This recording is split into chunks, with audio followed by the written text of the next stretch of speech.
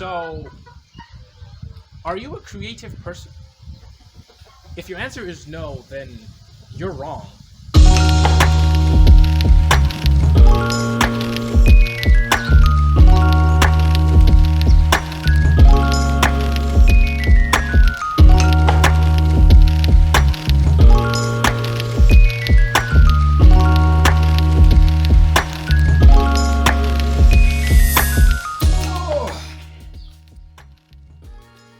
Alright, so I want you to do a favor for me real quick. Just clasp your hands like this. Don't think about it, just do it. If you can't do it with your feet.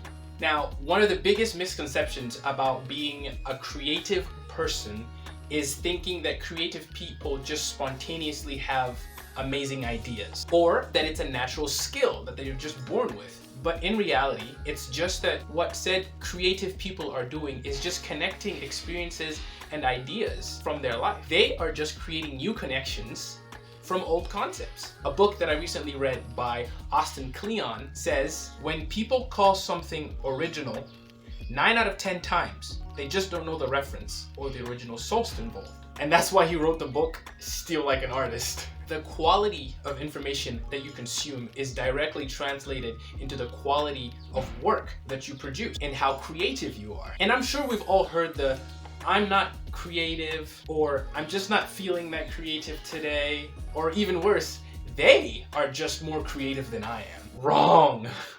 Creativity just doesn't happen, right? It doesn't come from nothing. Now, I would say pioneer for this is a psychologist, I think, by the name of Graham Wallace, who wrote the book, The Art of Thought, back in like 1967. And he outlined 4 stages. The one I'm talking about today is the 5-stage creative process. So he was one of the first people that proposed that there are stages to creativity, that there's an actual process. Those 5 stages include preparation, incubation, illumination, evaluation, and then implementation. So if you think about it, creativity and the ability to innovate are like muscles. The more we train them and use them, the stronger they get. That's why I love working out. And so the creative process involves critical thinking skills and problem solving skills. Anywhere from songwriters to artists to YouTubers, you can apply this process to any part of your life, even if it's not creative. Just a quick side note, in the book, The Mind of the Maker by Dorothy Sayers, she explains how we are all creative creators. In fact, we were created as secondary creator makers by God, who created us in his image. It's a wonderful book. You should definitely give it a read. In the first stage, which is preparation stage, this is the stage where you do all the research, where you're doing the brainstorming, where you're figuring out what it is you like, what it is you want to talk about, what it is you want to invest your time in. It's what you consume, what you immerse yourself in, and what you gather, you know, like the things that you would say define you. And then the incubation stage is kind of funny. You just take a step back from everything that you've consumed and you've learned, and you just let it marinate. And this is something people don't pay a lot of attention to. When you have an idea, most of the time you don't act on it straight away, right? You could have, I want to make, I don't know, the new iPhone. You don't start then and there thinking about how you're going to make the new iPhone. You kind of let that thought be like, why would I want to do this? How can I do this? Who should I talk to do this? That thought process that goes through in your mind, that's the incubation stage. Now, walking away from your idea might seem counterproductive, but it's a very important stage of this process, because during this time, your story, your video idea, your art project, whatever it is incubating in the back of your mind. Like, at some point, you're gonna have a moment of realization. And that's where the 3rd stage come into play, the illumination stage. Now, the illumination stage is sometimes called the insight stage, whatever, but it's that moment when you're doing something random, you're doing the dishes, you're talking to a friend, and an idea just pops into your mind like, bing! And you have that eureka moment. The time when spontaneous, supposedly random connections in your mind start making sense and start clinking with everything that you put forth and that you let marinate in the incubation state. And so in this stage is where the answer to the problem that you were thinking about, or the idea that you were thinking about, or for the question that you had comes. After this stage, you can say you have an idea. Following the illumination stage is the fourth stage, which is the evaluation stage. You value the validity of your own idea and you weigh it against alternatives. Like you contrast and compare it. You take time to look at the idea. Where did this originate from? Why did I want to do this? What is the project for? And so on. And this is just to see if that your solution aligns with your original vision. So during this stage, you can also use it to go back to the drawing board, to go back and understand a little bit of why you created this idea and see if there's still anything that you want to change or if there's anything you want to add. And this brings us to our fifth and final stage, the implementation stage. That's a hard word to say. Implementation. Say that 5 times. Implementation. Anyway, this is where the hard work happens. Whether your creative project is a physical project, a song, writing a book, or an architectural design, I don't know, you are needed to put in the work to realize your idea.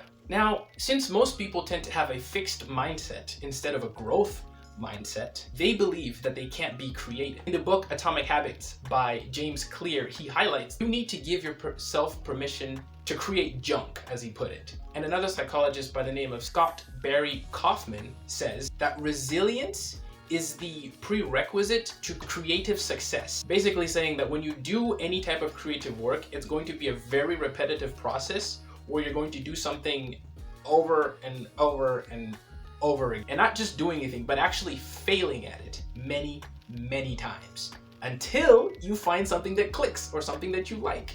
And creatives, especially the successful creative, learn not to take failure seriously. You are not your idea. If you have an emotional connection to your idea, when it gets criticized, when it gets judged, when it gets evaluated, you are going to feel personally attacked. That's how so many creative people give up in writing music, making YouTube videos, writing books. A quote that I like from Stephen Kotler, he's a Forbes contributor, and he says, "Creatives fail, but the really good ones fail even more." The way to become a creator is simple. You just need to create, and create some more. And to create a lot of things, this goes back to creating garbage. Because not everything that we create from the first go is going to be the masterpiece. Practicing your craft over and over and over again is the only way to get better at it. There's this famous painter, I forgot his name, it's like Chuck something. His thought process was this: inspiration is for amateurs. The rest of us just show up and get to work. If you wait around for the clouds to part and a bolt of lightning to strike you in the brain, you are not going to make an awful lot of work. All the best ideas come out of the process. They come out of the work itself. The people that do have the ideas, there's a story behind it. There's an experience behind it. There was some connection made in their mind that made them have that eureka moment. It wasn't spontaneous. It wasn't random. The way you come up with creative ideas or the way you fix specific problems should tell you a story about yourself. You may have your own creative, unique way, unique process of figuring things out without even realizing it. Creativity is a process that you need to understand and accept. Decide what it is you want to be good at, make a plan for it, and stick to that plan and just continually show up. And the results will speak for themselves. Plus, I believe it's a thing where people won't remember your failures as much as they'll remember your successes. And this is the part that most creative, me included, fall under. We don't think that creative thinking should naturally lead to creative doing. We just think that creative thinking is just a thing and then whatever we had in our minds is just going to show up magically. No, it doesn't work that way. If you don't act on the ideas and the experiences that you have, you will never create anything. You need to give your ideas, your imaginations, your answers a chance at life. Get them out of your head and share it to other people. You might be surprised to who can relate with it. And this is something I've learned personally as a up-and-coming YouTuber and somebody who likes to create videos. It is fun.